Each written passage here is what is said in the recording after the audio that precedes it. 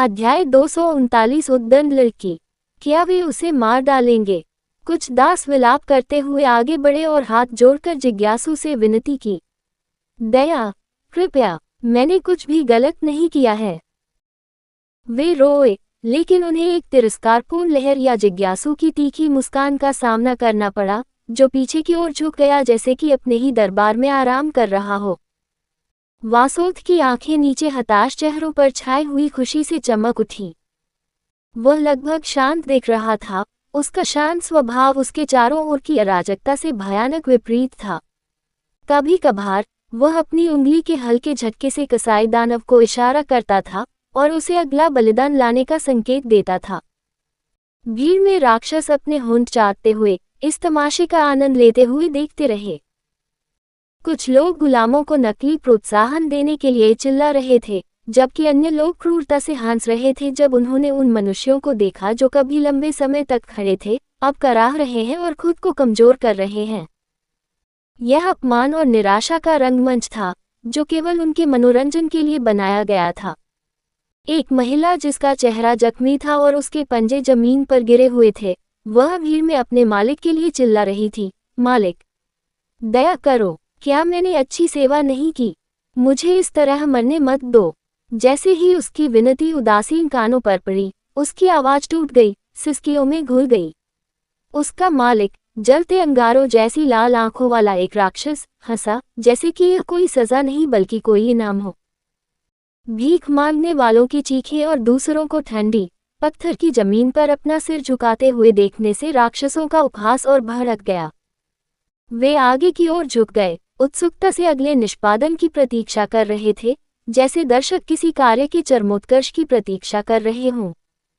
भयावहता अपरिहार्य थी, प्रत्येक ध्वनि, प्रत्येक गंध खून की तांबे जैसी गंध, भय की बासी दुर्गंध वर्ग को संतृप्त कर रही थी। जिज्ञासु की आवाज शोर को चीरती हुई शांत, फिर भी आदेशात्मक थी। क्या मानवता ये सब करने में सक्षम है? ऐसे दयनीय प्राणी, या शायद आप में से कोई अभी भी बहादुरी से जुड़ा हुआ है? वह रुका, उसकी नज़र इकट्ठे गुलामों पर पड़ी, मानो उत्तर की उम्मीद कर रहा हो। उसके बाद जो सन्नाटा था वह दम घोंटने वाला था। दास उसके शब्दों से स्तब्ध थे, उन्हें यकीन नहीं था कि किसी भी प्रतिक्रिया का मतलब शीघ्र मृत्यु या अस्थायी राहत होगी। भीड़ के बीच एक छोटी सी शख्सियत चुप रही, उसकी अभिव्यक्ति उद्दंड थी। छोटे, कोयले जैसे काले बाल और तीखी बैंगनी आंखों वाली एक युवा लड़की इस दृश्य को घूर रही थी, उसकी मुठियां उसके किनारों पर कसकर बंधी हुई थीं। दूसरों के विपरीत, उसकी निगाहों में न तो भय था और न ही समर्पण, बल्कि क्रोध था जो उनके चारों ओर मशालों की तरह चमक रहा था। वह चिल्लाई नहीं, सिर नीचे नहीं किया, इसके बजाय उसने जिज्ञासु की ओर घूर कर देखा। मौन अवज्ञा में उसका जबड़ा भिंच गया। लड़की की आंखें एक भयंकर संकल्प से जल उठीं, एक ऐसा दृढ़ संकल्प जो अभी तक उसके द्वारा सहन की गई अंतहीन पीड़ा से कुचला नहीं गया था। कसाई दानव के चाकू का प्रत्येक घुमाव, उसके आसपास के दासों की प्रत्येक विनती, उसके संकल्प को और अधिक कठोर करती प्रतीत होती थी। उसकी नज़र जिज्ञासु पर टिकी रही और क्षण भर के लिए उसकी अपनी आंखें उससे मिलीं। वासुदेव ने अपने होठों को सिकोड़ लिया, ऐसा लग रहा था कि उसे अन्य दासों की तुलना में दिलचस्प लगने में मजा आ रहा है। उसकी आंखों में उसकी अवज्ञा के संकेत ने उसे कुचलने के लिए प्रेरित किया। उसने अपना सिर थोड़ा झुकाया और दिलचस्पी की एक नई झलक के साथ उसका अध्ययन किया। यहाँ वह था जो भीख नहीं मांगता था, जो कांपता नहीं था। एक दुर्लभ नमूना, लगभग इतना कीमती कि इसे तुरंत नष्ट नहीं किया जा सकता। उसने धीमी, शांत आवाज में, जो द्वेष से प्रतिध्वनित होती थी, पुकारा, छोटे को यहाँ लाओ।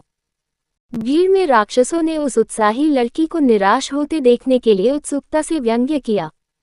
उसके कंधे पर एक कठोर हाथ रखकर उसे आगे बढ़ने के लिए मजबूर किया गया, लेकिन वह टस से मस नहीं हुई। उसकी बैंगनी आंखें स्थिर रहीं, वसोक पर टिकी रहीं, और विद्रोह के अंतिम कार्य में वह जमीन पर थूक दी।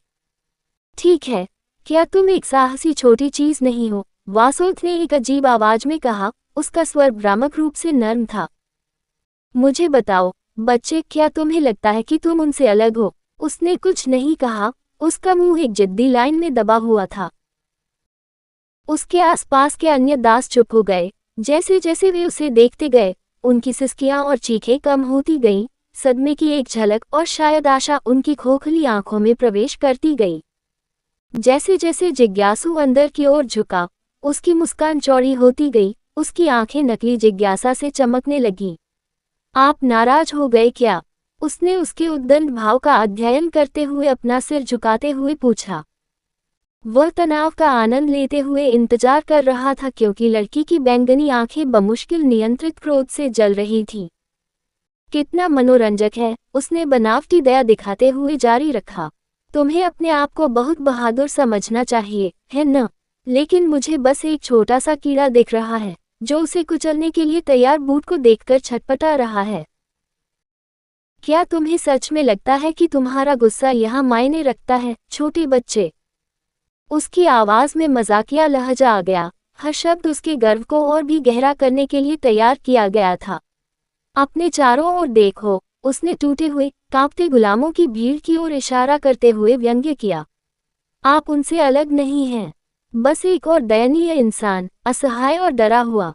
क्या आप सचमुच मानते हैं कि आपकी अवज्ञा का कोई मतलब है? वसोथ इस लड़की की पीड़ा को सहते हुए उसकी निराशा का आनंद लेना चाहता था। उसके जैसे राक्षसों को ऐसी निराशा काफी नाजुक लगती थी। लड़की की मुट्ठियां और भी कसकर बंद हो गईं, उसकी आंखें चमक उठी, लेकिन वह चुप रही। उसका जबड़ा अडिग अवज्ञा में सेट हो गया। जिज्ञासु की मुस्कान ठंडी हो गई, उसकी आवाज एक क्रूर फुसफुसाहट में धीमी हो गई। लेकिन तुम बहुत कमजोर हो, बहुत शक्तिहीन हो, तुम कुछ नहीं कर सकते। उसने शब्दों को हवा में लटकने दिया, हर एक शब्द ब्लेड की तरह उसके शरीर में घुस गया। चूंकि ऐसा लगता है कि आप इससे बहुत नफरत करते हैं, तो आइए हम आपको हर फांसी पर नजर रखें। क्या यह उचित नहीं होगा? वह पास में खड़े एक राक्षस व्यापारी की ओर मुड़ा, उसका लहजा ठंडा और आदेशात्मक था। सुनिश्चित करें कि वह उनमें से प्रत्येक पर नजर रखे। व्यापारी ने उत्सुकता से सिर हिलाया, उसके चेहरे पर एक मुड़ी हुई मुस्कान फैल गई और उसने दो राक्षसों को उसे पकड़ने के लिए इशारा किया। वे आगे बढ़े, प्रत्येक ने उसकी एक बांह पकड़ ली, उसे जमीन पर पटक दिया और उसके सिर को निष्पादन मंच की ओर करने के लिए मजबूर किया। वह उनकी पकड़ के खिलाफ संघर्ष कर रही थी, उसके दांत पीस रहे थे, उसका चेहरा गुस्से और हताशा से विकृत हो गया था। ओह!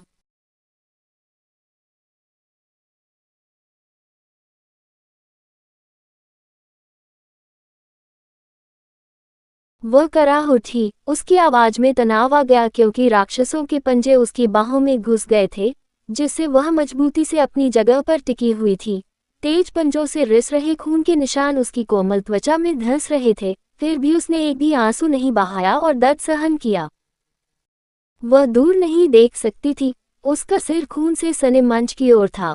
उसकी दृष्टि की रेखा कसाई राक्षस के भयानक काम पर टिकी हुई थी, भले ही उसने अपनी दृष्टि को हटाने की कितनी भी कोशिश की हो। उसका हृदय असहाय क्रोध से धड़क रहा था, और जिज्ञासु की ठंडी हंसी उसके कानों में गूंज रही थी जब वह पीछे की ओर झुका, उसके निरर्थक संघर्ष को अस्वाभाविक प्रसन्नता के साथ देख रहा था। कहानी खत्म। अलविदा।